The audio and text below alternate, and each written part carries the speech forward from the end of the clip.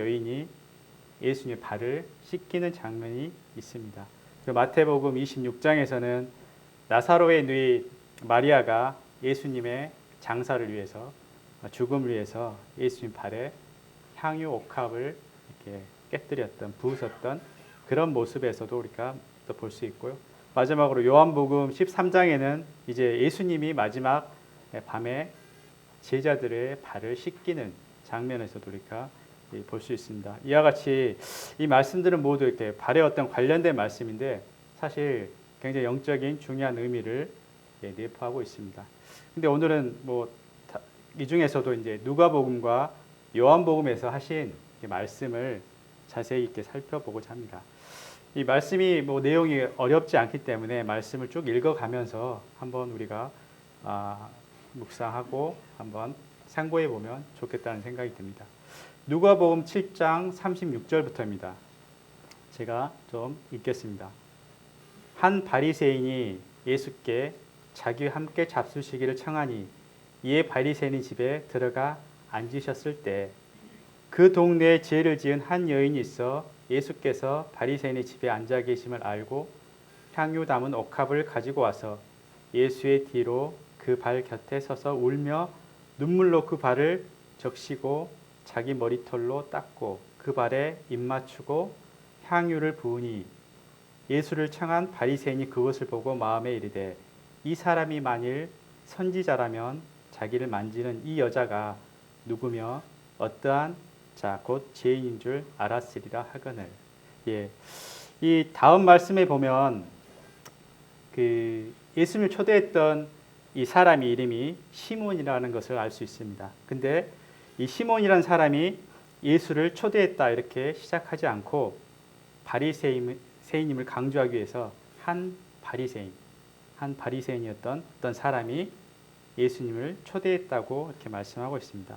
사실 바리새인들이 예수님을 식사에 초대했다는 것은 이 당시에 보면 대단한 일인 것입니다. 왜냐하면 이 당시에 바리새인들은 예수님을 배척했던 무리였기 때문입니다. 근데 그는 왜 예수님을 초대했을까요? 여러 가지 생각해 볼 수 있는데 예수님에 대한 소문이 점점 퍼지면서 예수님이 누구인지 궁금했을 수도 있고요. 또 이것저것 물으면서 영적인 교제도 했을 거라는 생각을 할 수 있습니다. 그렇지만 확실한 것은 예수님을 특별히 식사 자리에, 유대인들이 식사 자리에 초대한다는 것은 특별한 경우입니다. 그래서 특별히 식사 자리에 초대했다는 것은 굉장히 바리새인이었던 시몬이라는 사람이 예수님에 대해서 굉장히 호의적인 마음을 갖고 있었다는 것을 알 수 있습니다. 그렇지만 다음 말씀 보면 예수님을 초대하긴 했지만 굉장히 예수님을 홀대했었고 무시했음을 다음 말씀을 보면서 볼 수가 있습니다. 더군다나 그 동네에 심각한 죄를 지은 한 여인이 누구나 알 수 있었던 이 여인이 예수님 발 앞에 엎드려 눈물을 흘리고 또 발을 닦고 있는 모습을 가만히 지켜만 보고 있는 참 예수님을 보면서 예수님 이 여자를 모르시나? 이 여자의 행동을 보고도 이렇게 모르시나? 혹시나 선지자인 줄 참 생각했는데 역시 특별한 사람은 아니구나. 별 볼일 없는 사람일 수도 있겠구나. 이렇게 속으로 판단하고 있는 시몬의 모습을 볼 수 있습니다. 이 시몬의 모습을 주님께서 아시고 드디어 한마디 하시는 부분이 이제 40절 이후부터 나옵니다. 한번 잘 우리가 천천히 묵상해 보기 원합니다. 예수께서 대답하여 이르시되 시몬아 내가 너에게 이를 말이 있다 하시니 그가 이르되 선생님 말씀하소서. 이르시되 빚 주는 사람에게 빚진 자가 둘이 있어 하나는 500데나리온을 줬고 하나는 50데나리온을 줬는데 갚을 것이 없으므로 둘 다 창감하여 주었으니 둘 중에 누가 더 그를 사랑하겠느냐.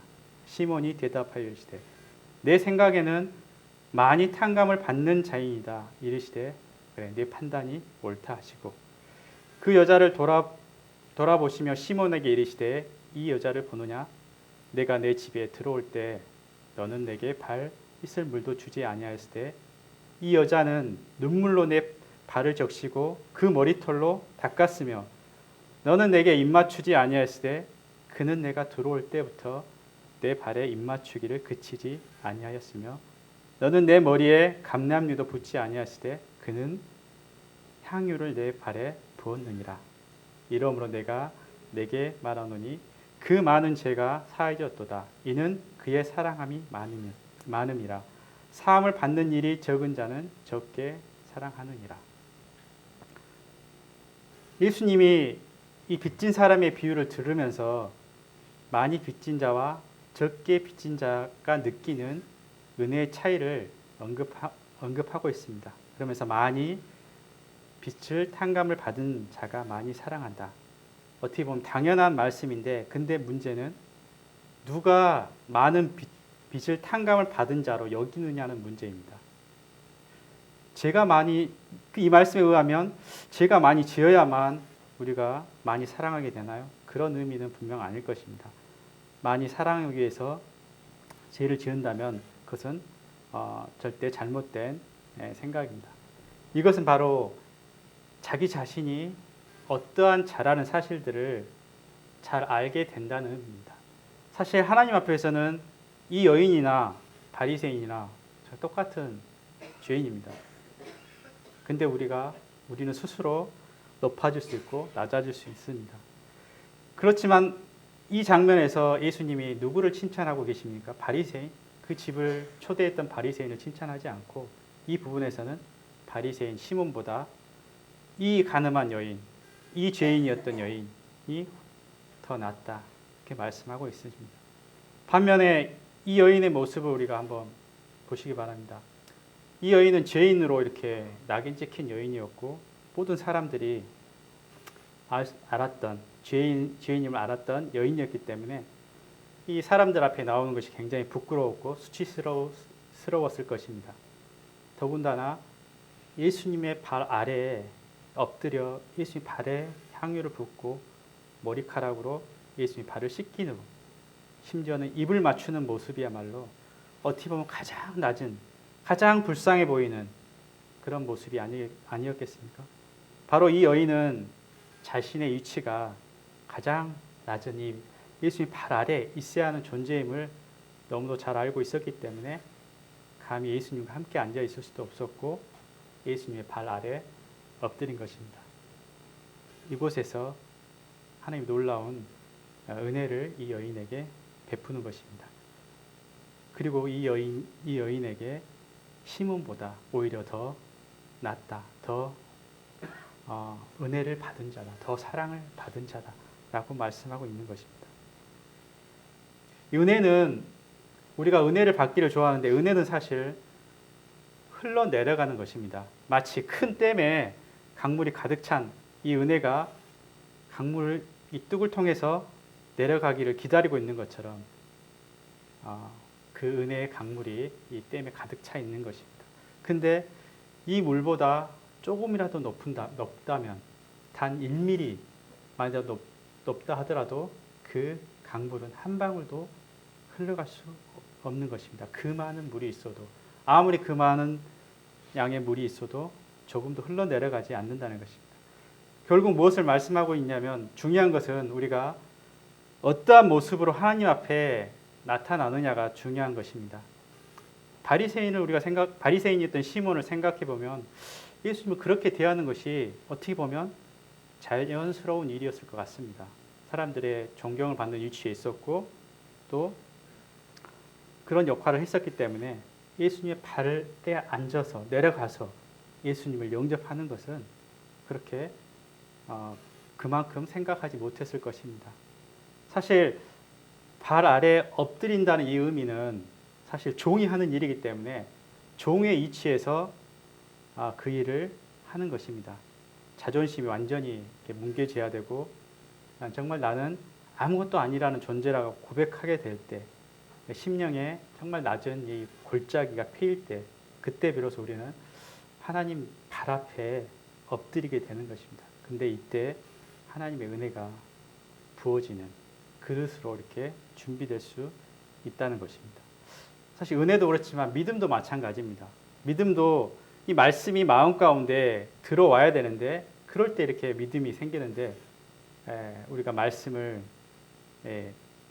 들을 때 그 낮은 자세가 되지 않기 때문에 이 말씀이 우리 안에 들어오지 않는다는 것입니다. 믿음은 말씀을 들을 때 생기지 않습니까? 근데 그 들은 말씀, 히브리서 말씀 보면 그 들은 말씀이 유익되지 못함은 믿음으로 화답하지 못하기 때문이라고 말씀하십니다.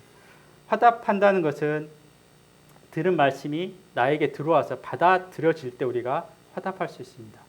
그러려면 반드시 우리의 심령이 낮아질 때, 우리의 심령이 엎드려질 때 이 말씀이 우리 가운데 들어옵니다.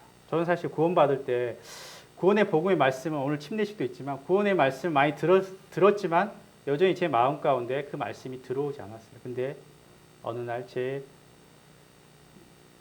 그 말씀을 들었는데 제 심령이 정말 높은 자의 위치에 있다는 사실을 깨닫게 되고 비로소 제가 얼마나 제가 교만하고 높은 자의 위치에 있구나. 제가 비로소 낮아질 때, 마음이 낮춰졌을 때, 그때 그 들었던 말씀이 저희 가운데, 제 마음 가운데 들어왔던 경험이 있습니다. 이것이 바로 믿음의 원리라고 생각이 됩니다. 이 믿음의 원리에 대해서 누가복음 17장에서는 자세히 말씀해 주고 있는데요. 제가 누가복음 17장 5절 말씀을 제가 읽도록 하겠습니다. 이 말씀은 사도들이 우리에게 믿음을 더해 주소서 하고 형제를 용서를 몇 번이나 해야 됩니까? 7번에 7번이라도 해야 됩니까? 우리는 믿음이 없는데 우리에게 믿음을 더해 주십시오. 이렇게 질문했을 때 예수님이 말씀하셨던 내용입니다. 사도들이 주께 여짜오되 우리에게 믿음을 더하소서 하니 주께서 이르시되 너희에게 겨자씨만한 믿음이 있었더라면 이 뽕나무더러 뿌리가 뽑혀 바다에 심기어라 하였을 것이요 그것이 너에게 순종하였으리라. 너희 중 누구에게 밭을 갈거나 양을 치거나 하는 종이 있어 밭에서 돌아오면 그더러 곧 와서 앉아서 먹으라 말할 자가 있느냐? 도리어 그더러 내 먹을 것을 준비하고 띠를 띠고 내가 먹고 마시는 동안에 수종 들고 너는 그 후에 먹고 마시라 하지 않겠느냐? 명한 대로 하였다고 종에게 감사하겠느냐? 이와 같이 너희도 명령 받은 것을 다 행한 후에 이르기를 우리는 무익한 종이라 우리가 하여야 할 일을 한 것뿐이라 할지니라. 실제 종은 이렇게 하는 것에 대해서 전혀 문제가 없을 것입니다. 당연한 일을 종으로서 하기 때문입니다. 근데 문제가 되는 사람은 자신이 종이라고 생각하지 않는 사람, 이 사람 절대 이렇게 행할 수 없는 것입니다. 이 사람은 온갖 불평을 말할 것입니다. 그리고 어떻게 나에게 이렇게 대할 수 있어? 이렇게 붕괴하면서 아마 뛰쳐나갈지도 모를 것 같습니다. 우리가 낮아질 때 비로소 이 종처럼 이 종의 자세를 말씀하실 때 이 종과 같은 자세로 이렇게 낮아질 때 비로소 은혜가 흘러내려옵니다. 믿음도 마찬가지입니다. 또 우리가 낮아질 때 비로소 주님이 우리를 높이십니다. 요한복음 13장 말씀에 보면 주님이 우리를 어떻게 낮아졌을 때 또 어떻게 우리를 높이셨는지를 말씀하고 있습니다. 요한복음 13장 3절부터 보시면 제가 읽겠습니다. 저녁 먹은 중 예수는 아버지께서 모든 것을 자기 손에 맡기신 것과 또 자기가 하나님께로부터 오셨다가 하나님께로 돌아가실 것을 아시고 저녁 잡수시던 자리에 일어나 겉옷을 벗고 수건을 가져다가 허리에 두르고 이에 대야에 물을 떠서 제자들의 발을 씻기시고 그 두르신 수건으로 닦기를 시작하여 완벽하게 종의 어떤 자세로 종의 흉내낸 게 아니라 종으로서 이 제자를 섬기고 있는 것입니다. 시몬 베드로에게 이르시되 6절에 베드로가 이르되 주여 주께서 내 발을 씻기시나이까? 예수께서 대답하여 이르시되 내가 하는 것을 내가 지금은 알지 못하나 이후에는 알리라. 사실 이 말씀은 대부분 이렇게 묵상할 때 예수님이 우리의 매일의 죄를 정결케 하시는 예수님이다. 또는 예수님이 직접 어떤 섬김의 본을 보이셨기 때문에 나도 예수님처럼 섬기는 것이 마땅하다. 이렇게 묵상하고 이해하고 있습니다. 그렇지만 이렇게만 묵상했다면 저는 조금만 이해했다는 생각이 듭니다. 왜냐하면 12절 말씀의 이후에 보시면 이 교훈은 전혀 다른 의도로 말씀하셨음을 볼 수 있습니다. 12절 말씀 제가 읽어보면 천천히 읽어보겠습니다.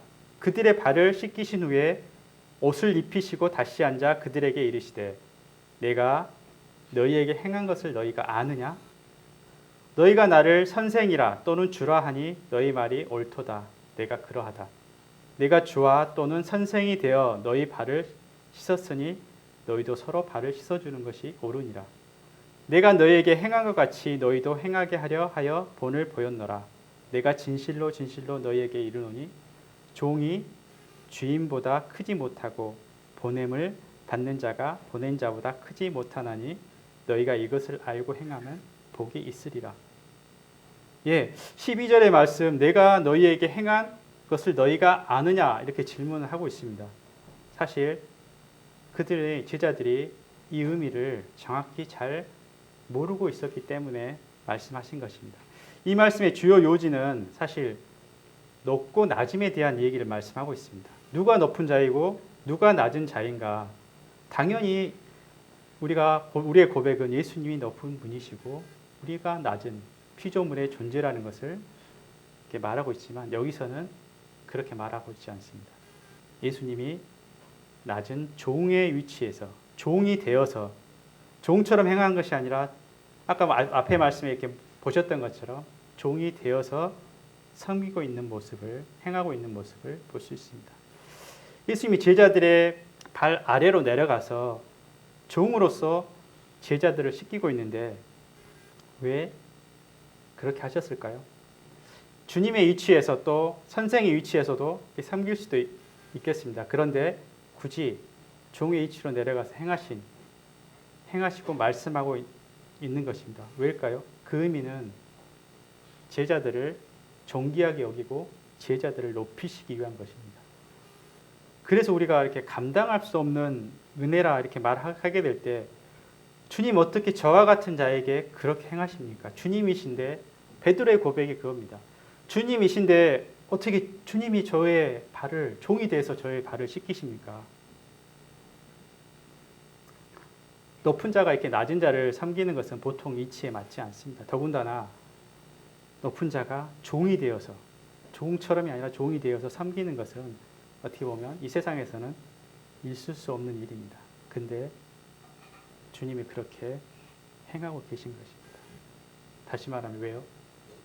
제자들을 높이시기 위해서. 제자들을 얼마나 사랑하는지 내가 제자들을 존귀히 여기기 때문에 사랑하기 때문에 제자들 발을 씻기시 그 외에 다른 이유는 없습니다. 그래서 14절 말씀에 보면 내가 주와 또는 선생이 되어서 너희 발을 씻었으니 너희도 서로 발을 씻어주는 것이 옳으니라. 여기서 옳으니란 말씀이 좀 언어적인 의미를 제가 좀 다시 한번 보게 됐는데 이 의미는 빚진 자다, 빚진 것이다 이렇게 말씀하고 있습니다. 이 단어는 이제 마태복음 18장 24절에 1만 달란트 빚진 자가 하나님께 탕감을 받게 되는 이 말씀에서도 이렇게 동일하게 사용되는데 즉 엄청난 금액을 탕감받은 자가 자기의 빚진 자에게 다른 사람의 빚을 탕감하는 것은 너무나 당연한 일이지 않겠습니까? 그래서 다시 이 말씀의 의미를 쉽게 제가 풀어서 본다면 하나님이신 예수님이 주님이시고 나는 선생님이시다. 너희가 말하는 고백처럼 내가 하나님이다. 선생이고 주님이시다. 그렇지만 종이 되어서 너희를 섬긴다. 그래서 너희는 나에게 큰 은혜를 입은 자고 이 은혜의 빚진 자다. 그래서 너희도 나처럼 다른 사람의 종이 되어서 다른 사람을 존귀 여기고 다른 사람을 높이는 일을 행하여라. 이런 의미가 있는 것입니다. 이 두 부분의 말씀에 대해서 이제 좀 다시 한번 말씀을 정리하고자 합니다.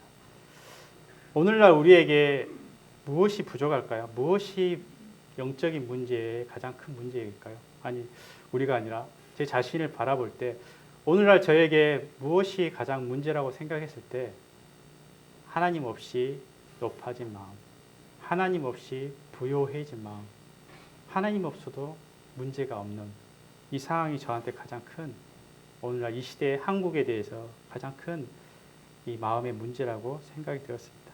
그래서 이 두 분의 말씀을 예전에 예배 드리면서 제가 묵상했던 사실 말씀인데, 이 두 분의 말씀을 들으면서 주님, 제가 어떤 위치에 있습니까? 어떤 은혜를 받은 자입니까? 이렇게 다시 한번 생각해 보게 됐습니다. 참 예수님의 발에 엎드린 이 여인의 모습에서 우리가 어디에 있어야 될지 알게 됩니다. 우리가 어디에 있어야 됩니까? 사실은 우리가 주님의 발 아래 낮은 자의 위치에 있는 존재라는 사실을 우리가 알아야 됩니다. 우리가 너무 존귀 여기게 되면 스스로 존귀케 되죠. 그렇게 되면 우리가 어느 틈엔가 교만에 있습니다. 높은 곳에 처해 있습니다. 그렇지만